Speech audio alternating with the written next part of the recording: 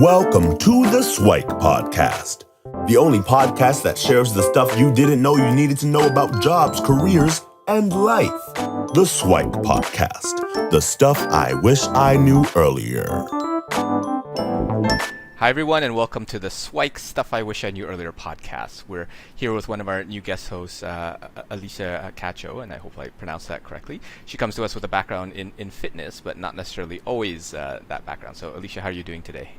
I'm good, thanks. Thank you for having me on the show. How are you? I'm phenomenal as always. So I'd love if you kind of introduce yourself. What are you up to now? And then we'll kind of rewind back in time and ask a little bit about what you were like as a kid and all the lovely stuff along the way. So what are you up to these days? Sure, sounds good. So I'm an online fitness coach, as you mentioned. I work with busy working professionals who are kind of tired of putting their health on the back burner to prioritize their health and wellness, because I understand that. I've been there, done that, had a really hard time prioritizing fitness while building a business, even when I was working a 9 to 5. So I'm here to help those people that are having those struggles. Sounds good. And I love if we go back in time and talk a little bit about Alicia as a kid. So what was Alicia like growing up, kind of bouncing around, curious kid, adventurous kid, troublemaker, that sort of thing? Or what were you like as a kid? So I was the athletic kid.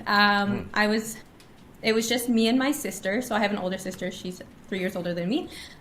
She was the one that was always like head in the books, studying. I was the one that was addicted to sports, and that's all I really cared about in school.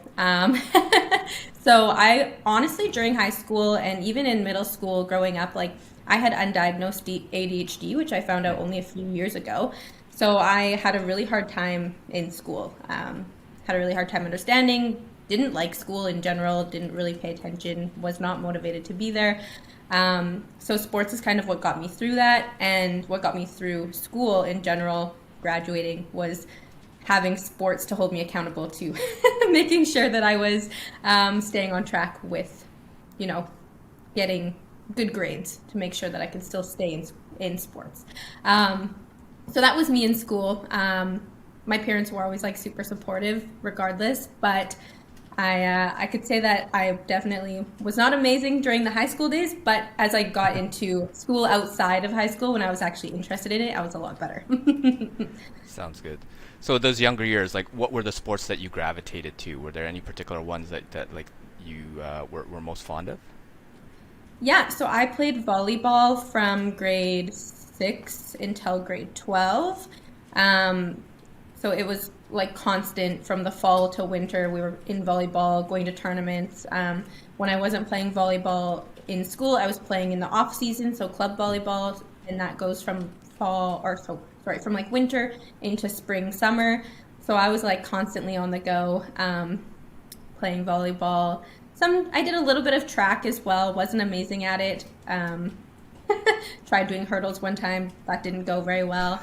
But otherwise, yeah, it was pretty much just volleyball I was kind of obsessed with. So sounds good.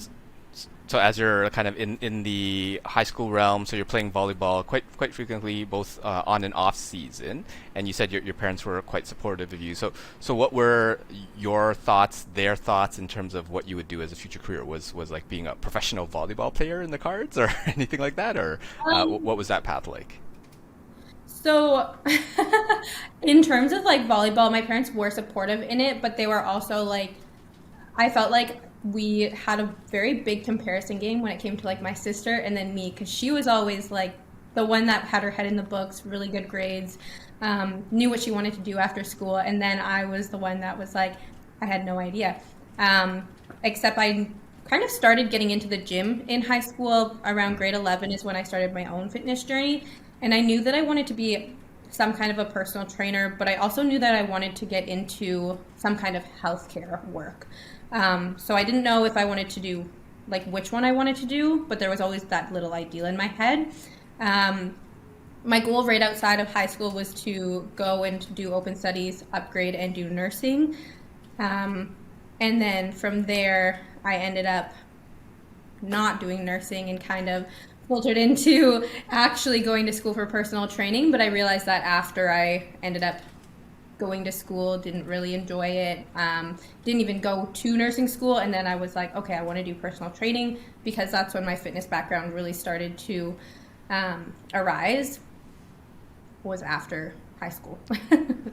Sounds good. I'd love, before we got there, to talk a little bit about kind of that sisterly competition, because I know sometimes when you have an older sibling and they're kind of like the poster child that is doing everything correctly, and then you're like, not so much. Can you talk a little bit about kind of that experience, and how does that kind of weave into that journey into healthcare and then ultimately fitness? Yeah, so I mean, being the kid that was in sports, I was always like the expensive kid, because, you know, having to pay for tournaments, going to you know, different cities, making sure that I was going to volleyball every evening, or not every evening, but a few times a week, whereas my sister was just, you know, going through school. She had a part-time or full-time job, I can't really remember, in school, so she was always, you know, like the goody kid, and I was just like the one that played sports. So what I ended up doing from there on was, I did apply to nursing school, but then found out that my grades weren't good enough to get in. So that's when I decided to do open studies, and I ended up moving to Edmonton for that. As soon as I graduated, which my parents were not super fond of, the idea of moving away as soon as I graduated, because for one, I didn't know anything about, you know, being adult. I didn't really know anything about money. So I just kind of like went and hoped for the best. And they were not very happy with that decision, and I ended up moving home 4 months later because it just didn't end up working out. So they were right all along, of course. And then from there, instead of going to nursing school, it was still kind of in the back of my mind, but that's when my fitness journey really started, was when I came back home. I had a really hard time the 4 months that I was in Edmonton, went through a lot of you know, like depression and stuff like that, and fitness really helped me get out of that. It helped me get working full time, and that's actually when I started doing healthcare aid, which still made me want to do nursing. So I was very indecisive at that time as to like, oh, do I want to do this, or do I want to do nursing? Do I want to upgrade? So I ended up just working for like a year and a half to really figure out what I wanted to do from there.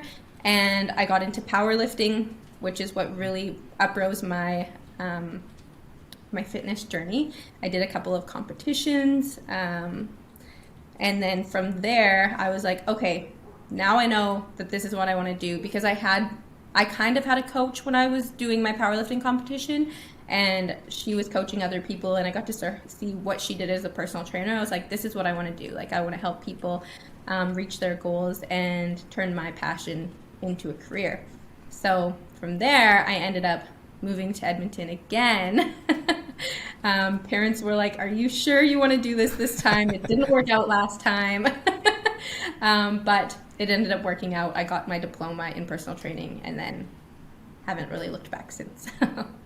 Sounds good. And I'd love if you elaborate a little bit more on the kind of the journey to Edmonton, and then kind of that challenge, and then the journey back again, because there must have been a lot of, well, I don't know if they're memories or associations during that time, because you mentioned a little bit of a depression. Like, how was kind of like your mindset during the time? And you also mentioned that sports and fitness kind of helped you out of that. I'd love if you kind of share a little bit about what uplifted you out of that part of your life as well.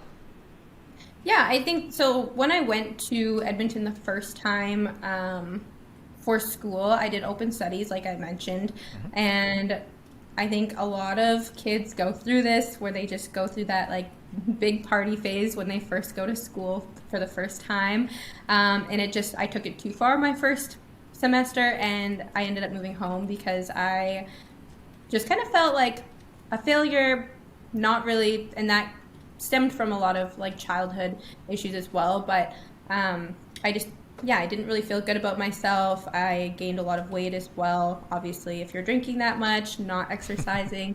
So moved home, ended up getting really heavy into the gym again, started feeling really good about myself. So course, that increased my confidence in the gym, but it also increased my confidence in like helping other people and inspiring other people to start that journey on their own as well, without even being a coach yet. So once like my friends saw me doing it, my family members saw me doing it, they asked me questions, they wanted to start getting into the gym. So it was really inspiring and motivating to make me want to actually pursue that as a career. So I hope that answers your question a little bit. Yeah, and I'd love if you're able to recall, like, so you just moved back. You mentioned you felt like a failure, you gained a lot of weight, and we're dealing with a whole bunch of stuff. And then maybe in your head, there's that first moment where you say, I got to get to the gym. Like, what was that like? Was it automatic, like, I just have to do it, or was there like an epiphany or some sort of revelation that got you there? Or like, walk us through that, if you recall. Yeah, well, I mean, because I had already been going to the gym before moving to Edmonton, it was something that was really part of my life before, like when I was in high school. Again, helped me with confidence, growing up with low self-esteem. So I knew that it made me feel a lot better about myself. I knew that it made me feel a lot better in general because we love endorphins. So I just knew in general getting back into the gym was something that I needed to get back into my routine to make sure that I could start moving forward in other areas of my life. Because if I don't feel good about myself or where I'm at, then I'm not going to do well, say like in a career, if I already have low confidence. Does that make sense? Yeah, for sure. Okay. Yeah, so it seems like it was already part of the past life, and you knew how good it felt. So it's just kind of reconnecting with that part of you that you loved before, and you kind of lost when you were trying to do something else, and now you realize, okay, this is something that I do want to do. And then you mentioned that you found a coach, and you kind of saw what she was doing, and then said, oh yeah, that's something that I want to do. And were there any particular like courses or certifications? Because I mean, the whole fitness world, there's a lot to get through. There are kind of online courses. There's all the college and university ones there. What was your journey to kind of pick and choose the right ones that fit you? Yeah, so there was a ton of different options. I was looking into actually taking a program at GPRC, so Grand Prairie Regional College. It's only 2 hours away from my hometown. And that one was a full like 2-year diploma. And then I found this other program that you can do in Edmonton. It's also a 2-year diploma, but it's condensed. So it was actually only 8 months long. You also get your certification through that, and then you get some practicum hours as well. And it's a lot easier to get into the field quicker by doing that condensed course. So that's the one that I went with. And it was really good, honestly. I wish that I knew before, though, that you didn't have to go to school to be a personal trainer. But I realized that after, when I started working in the field and in my first commercial gym. Right. But was that experience still helpful? Like, what sort of learnings would you take? So if you were kind of to go back and give young Alicia some Siwike, would you tell her not to take those programs? Or you say, you know what, it was still a good learning experience for you? I think for me personally, it was a good experience because I learn a lot better when I'm in a class setting and I'm learning with and from other people.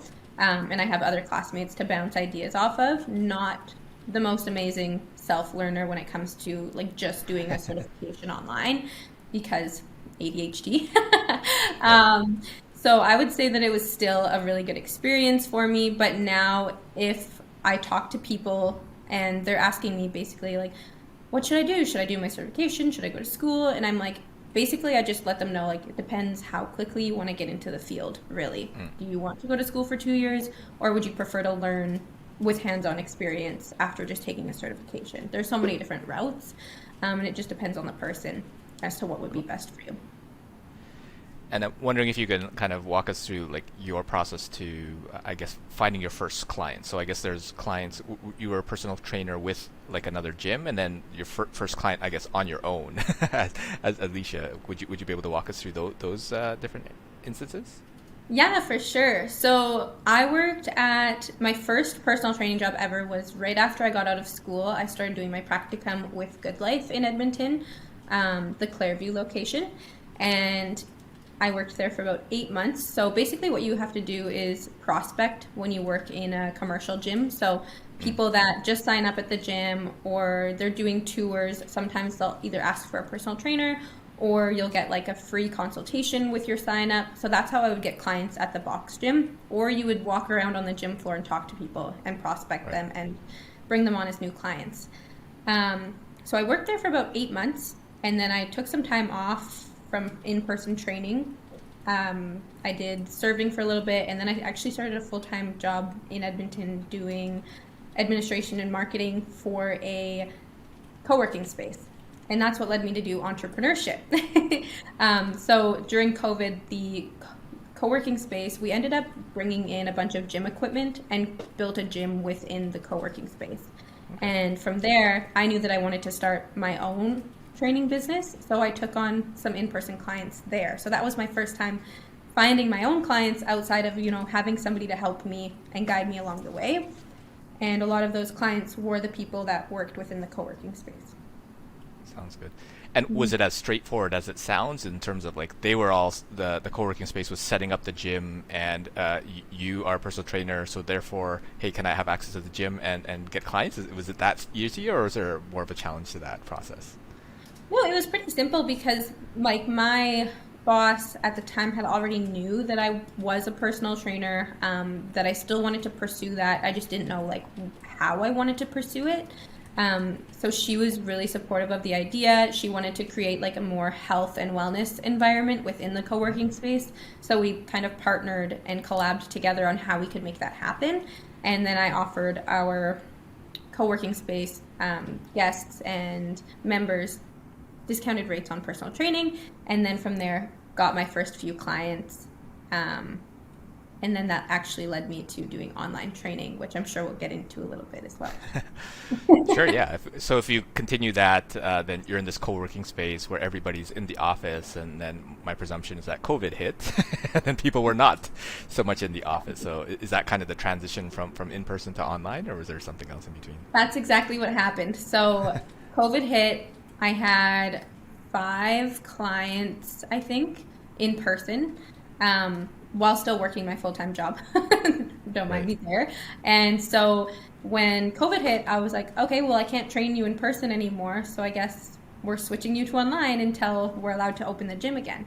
So we ended up doing that. And I realized how much more I loved online training, how many more people I could reach doing online training. There's no cap on how much money you can make doing online training as well. Because in-person training, you can only train 7 to 8 people a day max before you're like burnt out. You could train more, but I wouldn't, because I would be too exhausted. So that's how I ended up switching to fully online training. And I did that probably for about 6 months while still working my full-time job. And then in July of 2021, I left my 9-to-5 and I pursued online fitness coaching full-time. Sounds good. And if you don't mind sharing a little bit about that journey. So for some people, it's like the scary thought of, oh my gosh, I don't have a safety net of a full-time job with steady income coming in. Was that a pretty challenging thought for you? Or is it like, you know what, I'm gung-ho on this entrepreneurship thing and I really love what I'm doing, so there's no problem on that side? Where were you kind of on the spectrum? It was definitely one of the scariest decisions I've ever made. Quitting my job to do something that was a little bit more risky for sure. Because I think at the time when I had left my full-time job, I only had 10 clients or something like that, like online. So it was like probably just enough to cover my bills for the month. But at that point I was like, I'm working so much trying to build my business, and so much I actually had to cut down my hours at my 9-to-5 so that I could start building my business. And from there I was still working way too much, like 15-16 hour work days, and I was overwhelmed and exhausted. So I was like, I either have to pull the plug on one of these, and of course it was my 9-to-5 so that I could pursue fitness coaching full time. I did have a business coach though that I started with in July or in June. So she helped me build up that confidence to leave, because I knew that I had guidance to make sure that I was successful. Sounds good. So just like your personal trainer for someone in the gym, you have a coach that's kind of your professional trainer, your business coach for the online world. So I think that's Exactly. great and amazing. And obviously that kind of brings us a little bit up to now, where now you have a thriving online business, and you're now helping working professionals who are kind of stuck. Well, ideally also in that online world where they're putting up their health in the back seat, but now they want to bring it back to the front seat. So could you walk us through a little bit about what you typically do with folks in like a session, or how you would typically help folks? Yeah, so I'll start kind of from the beginning. Basically, what I do is a client will come to me, or I might even find somebody online just by networking and talking, and they will apply to work with me. From there, I'll go through their application, see if it's a good fit, and then we'll jump on a call and again go through some of the details as to like what their goals are, how I can help, and from there we really have a good understanding of if we should work together. From there, once we get them off that call, I get them signed up, and then I get them to fill out a very detailed intake form that gives me a whole rundown on their background, their like their medical background, their exercise history, nutrition, their routine, down to a T, so that I have all the information I need to build a program based off of their life and their goals. And then I do the customized nutrition and the customized workouts for them, give them access to my training app, and from there we get them going towards their goals. It sounds like a very personalized approach where there's not like kind of a cookie cutter one size fits all. It's very tailored, as you said, based on your background. This is the type of nutrition that you'd recommend. This is the type of like exercise regime you'd recommend, and there's probably other self-care stuff that they need to manage as well. Exactly. Yeah. Everything is very, very customized to every single person. I like to think of everybody as a different science experiment when it comes to coaching them, because everyone's different, right? Everyone has different bodies, everyone has different goals, and everyone progresses at different rates. So For sure. one program that might work for you won't work for me. So everything has to be customized down to a T to make sure it works. For sure. And hopefully we'll get some more updates in terms of how it's going and how this online business is flourishing. But I'd love if you went back and shared some of your Siwike, the stuff I wish I knew earlier that you shared. Young Alicia, I don't know what are the major areas, so obviously that time in Edmonton would probably be an important one. Maybe sometime before in high school as you're trying to figure things out, and maybe a couple other times. So what are some Siwike that you give yourself, the younger you? I think for one would be giving myself more compassion. So if I were to like go back and talk to my younger self, to not be so hard on myself and to give myself more compassion, because even now, growing up as an adult, I'm very hard on myself, and I know that stems from childhood and being really hard on myself in school. So that is one thing. Second thing is that you don't need a degree to be successful. A lot of people think that you have to, follow the norm of going to school, graduating, going to college or university, settling down, having kids, which is like that small town mindset that we talked about a little bit. And I did the total opposite, and look at where I am. I'm happy, I'm thriving, and we're doing good. So that's something that I would tell myself before is like, you don't have to go to do open studies, you don't have to go upgrade, just go get a certificate or just teach yourself. There's so many resources out there now. You can teach yourself online as well. So that's another big thing that I would tell myself. And I think just also not playing the comparison game as much. So that was something that I did as a young kid so much. In high school, even in middle school, I compared myself to all the other kids. Wondered why I couldn't keep up as well in school, made myself feel like crap about it, Even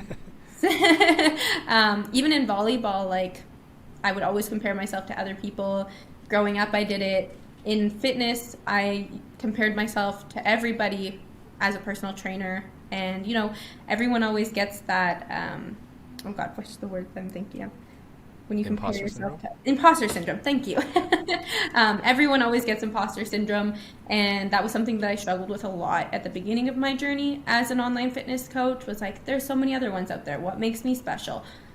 So playing that comparison game is huge when it comes to your own success and your own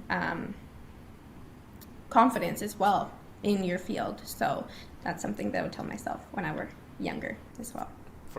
For sure. So maybe we'll have you back and do some deeper dive episodes into some of those ones. But what I took for that is, well, there are a few degrees where you do, a few occupations where you do need a degree, and that's because they're like professionally regulated, like the doctors, the lawyers, accountants. You actually need a degree from that. But other than that, like that's actually a relatively small number of roles out there, but that's kind of the typical one. So I'd encourage folks to actually explore a little bit more than those basic ones, and see there's so many other things that they could potentially do. And then that whole comparison game, that's probably a whole series of episodes on its own with imposter syndrome and things like that. But it's definitely one where that's kind of the culture and society that we live in. There's always a bit of comparison, but the more that you can step out of that, the more successful you'll be, because I do believe there is one person that you should compare yourself to, and that is yourself yesterday. And as long as you're better than that person, then you're good. Right? So thanks so much, Alicia, for sharing your Siwike and your journey. Where can folks connect with you online? And obviously we'll share it in the show notes, but if you want to share a little bit of that. And then what are some future aspirations that we might look forward to hearing from you in the future? For sure, yeah. So you can find me on Instagram, Facebook. I do have a website, and my handle is KSW Training for all socials. I'm also on LinkedIn as well, so it's just my first and last name, Alicia Kacho. And my future aspirations, I want to continue building my roster, so just gaining more clients for myself. And then once I've hit a specific goal there, my goal is to actually hire a team to work under me. So some assistant coaches, probably 3 to 4, a VA, somebody to help me with marketing, so that I don't have to do all of the work. And then once I've got that team built, my goal is to do business coaching, because I'm very, very passionate about the business side of what I do as well. So I would one day like to switch from the fitness coaching to the business aspect of things and teach other coaches how to do the same. Perfect. So if you're a busy professional that wants to take control of their health, or if you're maybe an aspiring coach that wants to get into this online personal training, maybe you can reach out to Alicia and connect. So thanks so much, Alicia, again for sharing your Siwike and your story, and hopefully we'll have you back for a future episode. Perfect. Thank you so much for having me, and have a great day. Take care. Thanks for joining us on the Siwike Stuff I Wish I Knew Earlier, the podcast. If you like the podcast, please subscribe on iTunes, Stitcher, or wherever you found this podcast. And if you can give us a review, that would be very appreciated. Feel free to contact me on LinkedIn at Lukidanu, Lukidanu, and the same on most social media platforms. And I look forward to hearing from you. Thanks. Bye.